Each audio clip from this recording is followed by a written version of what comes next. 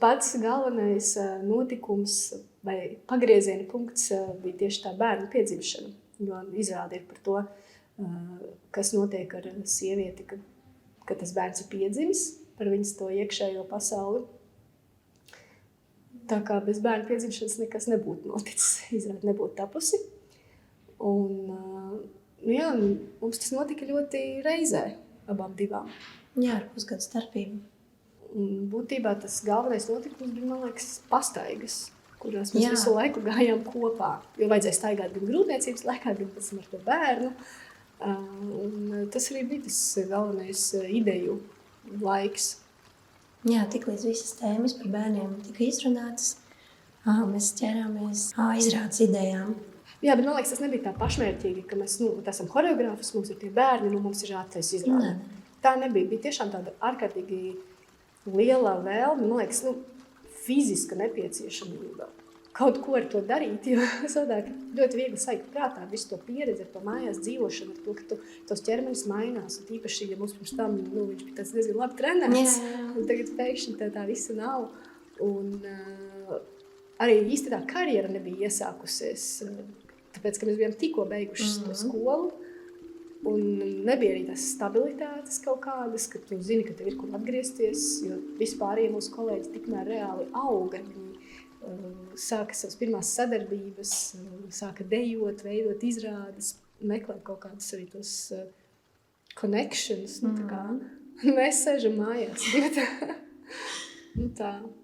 Jā, var sakot, bija liels potenciāls un gribas spēks un arī milzīga vēlme gan atgriezties pie savas profesijas, gan arī likt lietā kaut kādu, varētu teikt, tādu ekskluzīvu pieredzi, ko mēs abas pieredzējām. Es atceros, ka manam bērnam bija pusgads, ka mēs sākam tikties zālē, un tad tas bija tādas svētas pāris stundas, kad vajadzēja paspēt gan izrunāt to šodienas sasāpējušo momentu, un arī tikt līdz kaut kādam reālam darbam. Jā. Man liekas, es atceros to sajūtu, mana bērna bija apmēram gads, ja tam bija pusgads apmēram, kaut kas rudens kaut ko. Es atceros to sajūtu, ka tā jūra ir līdz ceļiem. Likās, ka, es varu piedzemdēt bērnu, izrādes tiešām var uztaisīt. Un, ja es varu izdzīvot tā gada laikā ar to bērnu, tad izrādi noteikti mēs varam uztaisīt. Tiešām bija tāda, kaut kāds tāds naivums, maksimālisms, tāds ideālisms, un reiz arī tāda vienkāršība, man liekas, jo bija ļoti jāsakoncentrējās. Tev nedēļā 2 stundas, lai pie tā strādātu. Un, protams, apmēram pusstundu mēs pavadījām pļāpājot par to, kurš ir apēdis bērns mājās šodien tādā garā. Jā. Galu galā kaut kas mums tapa, un mēs uzrakstījām projektu, un naudu nedabūjām.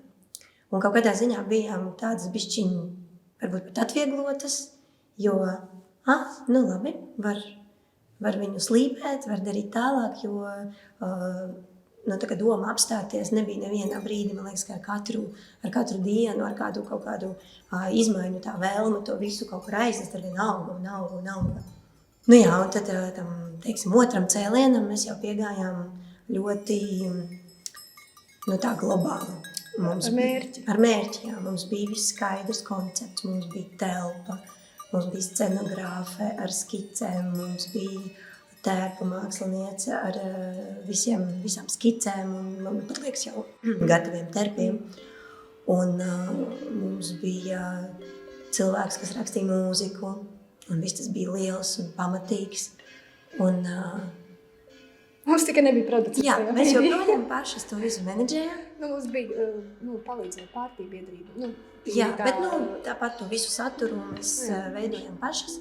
Mēs iesniedzām to otro projektu, pilnīgi gatavas, tūlīt jau kāpt uz skatuves un bliest ārā. Un mēs nedabūjām atkal naudu. Tas bija sāpīgi. Jā, tad gan bija tā. Tad bija tā kā tiešām tā kā vēlreiz tevi met, jo vienreiz tevi atmet atpakaļ, otrais tevi atmet atpakaļ. Un tad mēs uzzinājām, ka es esmu stāvoklī. Atkal. Jā, un man vienu brīdi bija tā, kad likās, ka viss, Mums bija daudz gatavs. Mums bija ļoti Jā, daudz jā, gatavs. mums bija gandrīz gatava izrāde. Vismaz kādā konceptuālā ziņā. Jā, un tad vajadzēja kaut kādu mirkli pasērot bišķiņu, kad, Tad es teicu Rūtē, ka, viss mēs taisam tālāk, ka mums vajag vēl vienu dejotāju, jāizstrādā bez budžeta plāns, kā tāpat visu to darbu mēs nemetīsim malā, mēs kaut ko no tā parādīsim. Un sākās 3. cēliens. Tā bija vasara, cik es atceros, un mēs uzrunājām Agati Bankovu, kā mūsu arī kursabiedriem, kur mēs tā... bija ļoti grūti par to 3. cilvēku izvēli.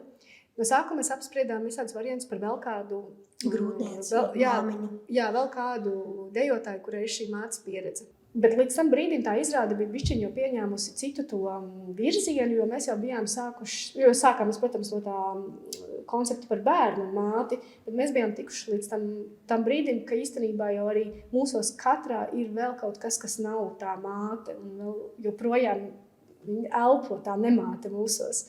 Un Agatas ienākšana, viņa tā kā, man liekas, izkristalizēja un pacēla to konceptu kaut kādā pilnīgi citā līmenī, jo viņa ļoti skaidri iezīmēja to vienu cilvēku un es atkal otru.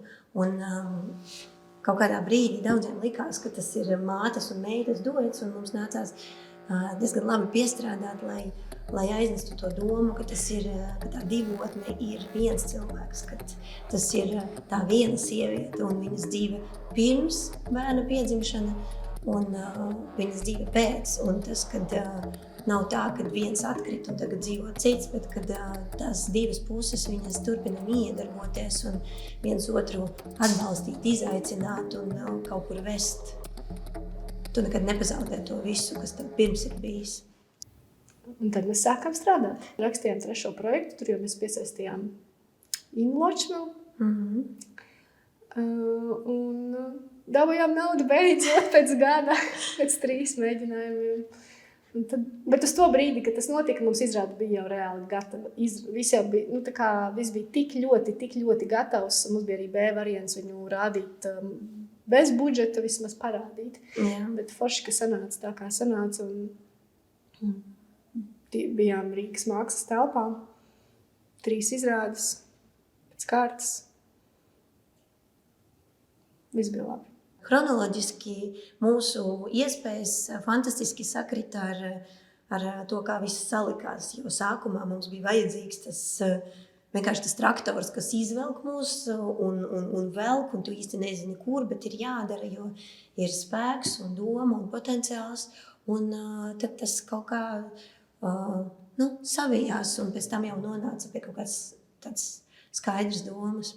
Jā, un es jutos ļoti ērti tajā choreogrāfas lomā. Sākumā man bija žēl, ka es nedejoju, un pēc tam es biju tā, ok, es tā kā varu, man nav tas stress uz tās skatuves, man nav tas stress par to, ka es atgriežos uz skatuves pēc bērna piedzimšanas, un tas ķermenis nav tāds, un šitas un tas. Un man likās beigi ērti līdz tam brīdim, kad stāvoklī palikā un atkal. Jā, un tad sāku dejot es. Pilnīgi negatava, pārbijusies, bet ar šausmīgu vēlmi būt uz tās skatuves, jo man tas tiešām pietrūka. Un arī ar tādu šausmīgu vēlmi sev pierādīt, ka es varu atgriezties uz tās skatuves, ka tas ir iespējams. Es atceros savu pirmizrādi pēc tā otrā bērniņa. Man kaut kas bija skatīties no mūsu kolēģiem, un es saņēmu par savu dejojumu. Es atceros tos 2 komentārus. Pirmais komentārs: es nesaprotu, kā tu vispār vari Agati noturēt. Laikam izties tik tāda sabrakšanas robežas. Un otrais komentārs: es redzēju, ka tu ļoti gribi dejot. Jā, nebija tādi varbūt foršākie komentāri, ko saņemt, bet tie pašā laikā viņi bija ļoti patiesi. Un īstenībā jau, manuprāt, es to izrādi varēju nodejot tajā brīdī tikai tāpēc, ka tā bija tā mana pieredze. Es tur nevarēju paspīdēt ar ārkārtīgi uzlabot, attīstītu tehnisko dejojumu. Es varēju tikai iznest to, tās iekšas, to savu to iekšējo pasauli tajā brīdī. Tad, kad es tieši paliku stāvoklī ar otru bērnu, tad mums nominēja pirmajai dejas balvai, un tas bija vispār tāds. Man liekas, kopš Divotnes pirmizrādes visu, ko mēs esam saņēmuši, kā tādu milzu pateicību par to procesu, par to ieguldījumu, un tas tā ļoti piepildoši, kad reizi tavs lēmums, ka nē, ka šis dzīvos un mēs šo izdarīsim un izvilksim un tas būs, ka viņš ir tik tāds ilgstošs. Un pēc tam aprīlī mēs to balvu arī dabujām. Jā. Tas, es netaisos liekuļot ar to, ka ne, man balvas nav svarīgas, man ir svarīgi tikai mans tur mākslinieckais kaut kāds tur iekšējais process. Mēs bijām tikko atgriezušās tajā vidē, mēs bijām tikko uztaisījuši pirmo izrādi. Vispār mūsu pirmo izrādi, tā kā profesionālajā dzīvē mēs pēc absolvēšanas nebijām uztaisījuši nevienu izrādi, tādu pilnvērtīgu. Un tas bija, uz to brīdi es arī biju tikko jau nodejojusi par to knapi dzīvo ķermeni. Un jā, tā dejas balva, protams, ka tas bija kaut kas foršs un tāds uz priekšu dzenošs, un arī tas novērtējums. Bija cilvēkam patika izrādi, bija kam nepatika. Loģiski tā vienmēr taču ir, jebkuru mākslas procesu ir, bet tā dejas balva bija tāds laikam... Tas bija svarīgi. Tas bija svarīgi, jā. Mums nākošais nedēļa iznāk ir Divotnē aprit 4 gadi. Man liekas, ka tajos 4 gados arī mēs esam mainījušās. Vai ne? Mēs esam,